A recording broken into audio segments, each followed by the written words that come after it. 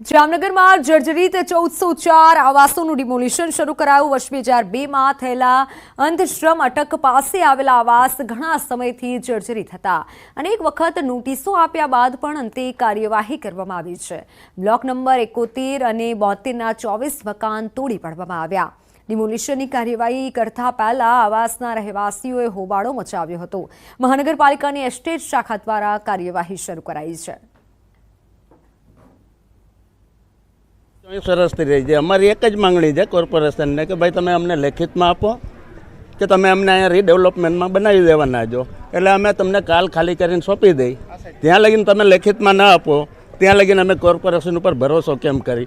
આજરોજ જામનગર મહાનગરપાલિકા આસ્થાથી જે 1404 આવાસ યોજના છે જે 20 વર્ષ જૂની છે અને એને ગત વર્ષે ધ જીપીએમસી એક્ટની કલમ 210 હેઠળ જર્જરિત જાહેર કરવામાં આવેલ છે. તે પૈકીના જે 71 અને 72 નંબરના 2 બ્લોક જે છે એ ગઈકાલે રહેવાસીઓએ જે મુદત માગી તે પ્રમાણે એમનો સરસામાન ખાલી કરી આપવામાં આવેલ છે. તો રાજકોટમાં ટીઆરપી ગેમ અગ્નિકાંડમાં એસઆઈટીએ આજે રિપોર્ટ સરકારને એસઆઈટી સુપરત કર્યો છે અને જેમાં 4 વિભાગની બેદરકારી સામે આવી છે. આ રિપોર્ટ આજે સબમિટ થયા બાદ હવે જવાબદાર અધિકારીઓ સામે શિક્ષાત્મક પગલાં લેવામાં આવે તેવી શક્યતા છે. ઉચ્ચ અધિકારીઓના રોલ અંગે પણ હજુ તપાસ ચાલુ છે. જે અધિકારીઓના ગેમ ઝોનના ફોટોગ્રાફ સામે આવ્યા હતા તે લોકોની પણ સઘન પૂછપરછ કરાઈ છે. ઉપરાંત અન્ય આઈએએસ આઈપીએસ અધિકારીઓની પૂછપરછ કરવામાં આવશે અને ગેમ ઝોનમાં 20 લીટરથી વધુ પેટ્રોલ ન હોવાની પણ વાત કરાઈ છે.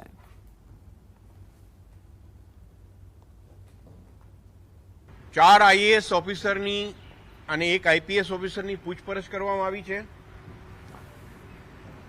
જે લોકોના ગેમ ઝોનમાં ફોટોગ્રાફ્સ હતા એ લોકોની પૂછપરછમાં એવું ધ્યાનમાં આવ્યું છે કે માર્ચ મહિનામાં 2022માં એક બર્થડે હતી અધિકારીની, એટલે બર્થડેમાં પરિવાર સાથે આ લોકો ગયા હતા. આ લોકો એના ઉદ્ઘાટન કે ઓપનિંગમાં ગયા ન હતા, એટલે એ પૂછપરછ કરી છે. અન્ય આઈએએસ આઈપીએસ ઓફિસરોની પણ તપાસ, ઇન્ટ્રોગેશન, પૂછપરછ કરવામાં આવશે. સરકારશ્રીની સ્પષ્ટ સૂચના છે સીટને, એ પ્રમાણે કાર્યવાહી કરવામાં આવશે એની હું ખાતરી આપું છું. તો ગો કાર્ટિંગને કારણે એવી એક પરસેપ્શન છે. આટલી બધી કલમો લગાવી હોય મિત્રો, 27 નાગરિકોના જ્યાં મૃત્યુ થયા છે, કે તમને લાગે છે કે પેટ્રોલિયમ એક્ટ જેવું કે એક્સપ્લોઝિવ સબસ્ટન્સ એક્ટ જેવી કલમ લગાવવા પોલીસને મળતી હોય તો ના લગાડે? મિત્રો ત્યાં આગળ જે હતું એ સફાઈનું સાહેબ આપે કહ્યું હતું, અને ફોરેન્સિકમાં એ જે પ્રવાહી મળ્યું છે એની તપાસ કરી છે. 20 લીટરનો કેરબો એ લોકો લાવતા હતા ગો કાર્ટિંગની કારોમાં ભરવા માટે. એના પુરાવા પેટ્રોલ પંપ પરથી મળ્યા છે, કામ કરનારા માણસો પાસેથી મળ્યા છે, અને તમામ પ્રકારે અલગ અલગ પેટ્રોલ પંપમાં તપાસ કરીને કાર્યવાહી કરેલી છે. એટલે આપણે સ્પષ્ટ રૂલ આઉટ કરી શક્યા કે 20 લીટરથી વધુ પેટ્રોલ નહોતું. પેટ્રોલિયમ એક્ટ મુજબ 30 લીટરથી વધુ જથ્થો તમારે સંગ્રહિત કરવો હોય તો એના માટે પરમિટ અને લાયસન્સ જોઈએ. મિત્રો, એક એક પાસાનો, એક બાબતનો અભ્યાસ કરી અને મૃત આત્માઓને ન્યાય આપવા માટે સરકાર અને અમે અધિકારીઓ કટિબદ્ધ છીએ. એટલે કંઈ પણ અમે કોઈ પણ પાસું છોડવા માંગતા નથી. વાત અમરેલીના સાવરકુંડલા શહેરના મુખ્ય માર્ગો પર પાલિકા દ્વારા મેગા ડિમોલિશનની કાર્યવાહી હાથ ધરાઈ છે. 1 વર્ષ પહેલા શહેરમાં પાલિકા દ્વારા મેગા ડિમોલિશન કરી દબાણો હટાવવામાં આવ્યા હતા. મુખ્ય માર્ગો પર દબાણો કરાતા પાલિકા દ્વારા ફરી દબાણો હટાવ્યા છે. પીજીવીસીએલ, પાલિકા માર્ગ અને મકાન વિભાગ અને પોલીસ ટીમ સાથે ડિમોલિશનની કામગીરી કરવામાં આવી. મહુવા અમરેલી રોડ, રિદ્ધિ સિદ્ધિ ચોકથી હાથીસણી રોડ, જૂના બસ સ્ટેશનથી જેસર રોડના મુખ્ય માર્ગો પર દબાણો દૂર કરવાની કાર્યવાહી કરાઈ.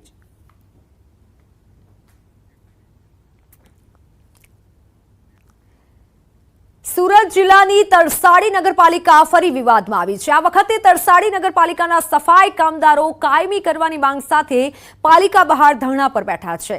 તરસાડી પાલિકાના ચીફ ઓફિસર બહાર આવતા હાય હાયના નારા લગાવી મહિલાઓએ બંગડી ફેંકી હતી.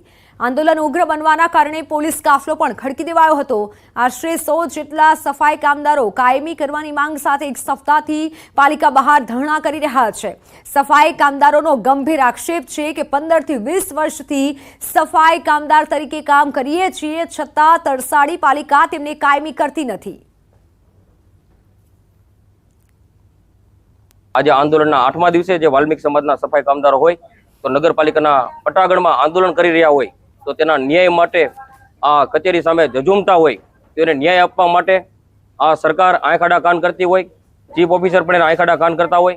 જ્યાં સુધી આ સફાઈ કામદારને કોન્ટ્રાક્ટ પ્રથા નાબૂદ કરવામાં નહીં આવે ત્યાં સુધી આંદોલન થશે. અમે અહીંયા 8 દિવસથી ધરણા પર બેઠેલા છે ને અમારી માંગ એટલી જ છે કે કોન્ટ્રાક્ટ સિસ્ટમ હટાવો ને અમારો જે હક છે કાયમી કરવાનો એ હક અમને આપો.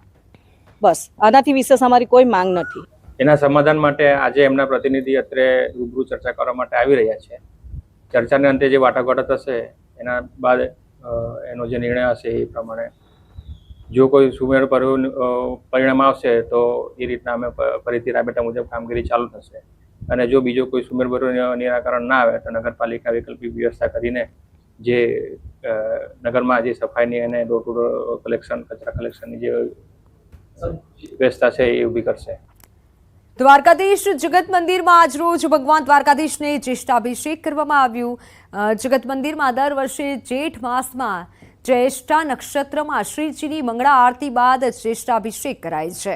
શ્રીજીનું ઋતુ અનુસાર અમૃત એટલે કે આંબા તેમજ દ્વારકાના ઘોરકુંડના પવિત્ર જળથી જળાભિષેક કરાયું. શ્રીજીને વર્ષમાં માત્ર 2 વખત ખુલ્લા પડદે સ્નાન કરાય છે, જેનું વિશેષ મહત્વ રહેલું છે. મંદિરના પૂજારીના જણાવ્યા પ્રમાણે વર્ષમાં જન્માષ્ટમી અને જ્યેષ્ઠ પૂર્ણિમા એમ માત્ર 2 જ વખત ઠાકોરજીને ખુલ્લા પડદે અભિષેક એટલે કે સ્નાન કરવામાં આવે છે અને જેમાંનો એક જ્યેષ્ઠાભિષેક ઉત્સવ છે. જ્યેષ્ઠા નક્ષત્ર આવે છે ત્યારે ભગવાન દ્વારકાધીશજીના મંદિરની અંદર ઠાકોરજીને જ્યેષ્ઠા અભિષેક કરવામાં આવે છે. આ માટે આગલે દિવસે સંપૂર્ણ પૂજારી પરિવાર એકત્ર થઈ અને અહીંયા આશાપુરા મંદિર, ભદ્રકાલી મંદિરમાં આવેલા જલકુંડમાંથી જલ ચાંદીના વાસણોમાં ભરી મંદિરમાં પધરાવે છે. આવતીકાલે અમદાવાદમાં ભગવાન જગન્નાથજીની જળયાત્રા નીકળશે, જેને લઈને તડામાર તૈયારીઓ ચાલી રહી છે. જગન્નાથજીને ગાડામાં બેસાડી વાજતે ગાજતે સાબરમતીના સોમનાથ ભૂદરના આરે લઈ જવાશે. રથયાત્રા જેટલું જ જળયાત્રાનું મહત્વ છે. આવતીકાલે ભગવાન જગન્નાથની જળયાત્રા છે. અમદાવાદના જે જગન્નાથ મંદિર છે, નિજ મંદિરથી સાબરમતી ભૂદરના આરે ભગવાન જગન્નાથને લઈ જવામાં આવે છે.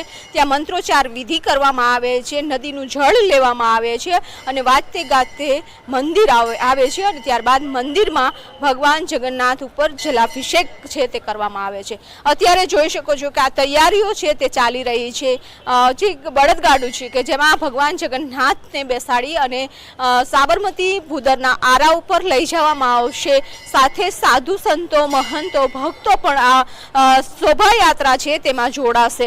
એટલે કે ગજરાજો છે તે આગેવાની લેતા હોય છે. રથયાત્રા હોય છે કે જળયાત્રા હોય છે, તેની તૈયારીઓ છે તે અહીં કરવામાં આવી રહી છે. ગાડાને શણગાર છે તે કરવામાં આવી રહ્યો છે. એટલે કે આવતીકાલે જળયાત્રા યોજાશે તે પહેલાની તૈયારીઓ ચાલી રહી છે. વિભુ પટેલ, ન્યૂઝ 18 ગુજરાતી, અમદાવાદ. ભગવાન જગન્નાથજીની રથયાત્રાને હવે ગણતરીના દિવસો બાકી રહ્યા છે. આવતીકાલથી ભગવાન જગન્નાથજીની જળયાત્રા નીકળશે. વાજતે ગાજતે ભગવાન જગન્નાથ બહેન સુભદ્રા અને ભાઈ બલરામ સાથે મામાના ઘરે જશે. જળયાત્રાને લઈને ચુસ્ત પોલીસ બંદોબસ્ત ગોઠવવામાં આવશે. મંદિરથી ગજરાજ અને કળશ યાત્રા સાથે જળયાત્રા નીકળશે. પોલીસ દ્વારા મંદિર પર તો પોલીસ બંદોબસ્ત તૈનાત તો કરવામાં આવશે, જે ઉપરાંત મૂવિંગ બંદોબસ્ત પણ રાખવામાં આવશે. ડીસીપી, એસીપી, પીઆઈ સહિત 300થી વધારે પોલીસ કર્મચારીઓ આ બંદોબસ્તમાં જોડાશે. इसमें हमारा जो है स्टैटिक और मूविंग दोनों बंदोबस्त रहेगा. मतलब पॉइंट बंदोबस्त भी रहेगा और यात्रा के साथ जो है पुलिस उसमें मूविंग में भी रहेगी. अराउंड हमारा 300 के करीब पुलिस स्टाफ इसमें शामिल रहेगा. 21 જૂન એટલે કે વિશ્વ યોગ દિવસ. આ દિવસની ઉજવણી સમગ્ર વિશ્વમાં યોગ તરીકે કરવામાં આવે છે. વર્ષ 2015થી દર વર્ષે 21 જૂનના આંતરરાષ્ટ્રીય યોગ દિવસની ઉજવણી કરવામાં આવે છે. ત્યારે સરહદી જિલ્લો કચ્છ કળા અને કારીગરીનું હબ બન્યું છે. યોગ દિવસની ઉજવણીના ભાગરૂપે આ વર્ષે કચ્છના રોગાન કારીગર આશીષ કંસારાએ વિશ્વ યોગ દિવસનો લોગો છે. તેને 400 વર્ષ જૂની રોગાન કળા મારફતે કંડાર્યો છે. કચ્છના માધાપર ગામના રોગાન કારીગર આશીષ કંસારાએ વિશ્વ યોગ દિવસનો લોગો દર્શાવતી પ્રતિકૃતિ રોગાન કળા મારફતે તૈયાર કરી છે.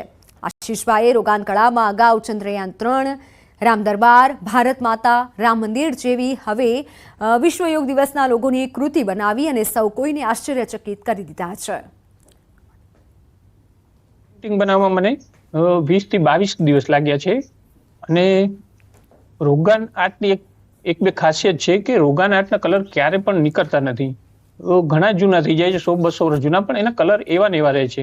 અને બીજી એક ખાસિયત છે કે એના કલર બહુ જ આકર્ષક હોય છે, તો માણસોને બહુ જ ગમે છે.